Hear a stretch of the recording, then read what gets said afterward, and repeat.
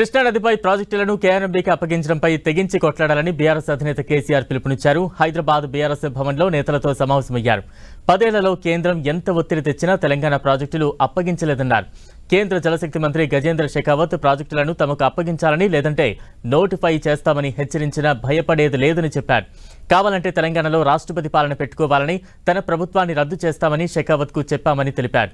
తెలంగాణ రైతుల ప్రయోజనాలకు నష్టం వాటిల్లేలా కృష్ణా ప్రాజెక్టులను కేఆర్ఎంబీకి అప్పగిస్తూ రాష్ట్ర ప్రభుత్వం అనుసరిస్తున్న తెలంగాణ వ్యతిరేక వైఖరిని ఖండించాలన్నారు కేసీఆర్.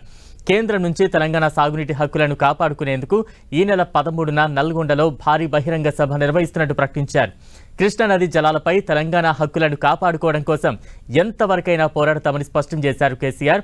గతంలో ఉద్యమం నడిపించి తెలంగాణను సాధించి హక్కులను కాపాడుకున్న స్ఫూర్తితో మరో ప్రజా ఉద్యమాన్ని చేపట్టాలని పిలుపునిచ్చారు. ఈ బాధ్యత బీఆర్ఎస్ కార్యకర్తలతో పాటు ఉద్యమకారులదని స్పష్టం చేశారు. సాగర్, శ్రీశైలం సహా కృష్ణానదిపై ప్రాజెక్టులను కేఆర్ఎంబీకి అప్పజెప్పి కేంద్రం చేతికి మన జుట్టు అందించాలని ఆరోపించారు. ప్రజాక్షేత్రంలో ప్రభుత్వ ప్రమాదకర ధోరణిని ఎండగడతామన్నారు గులాబీ బాస్.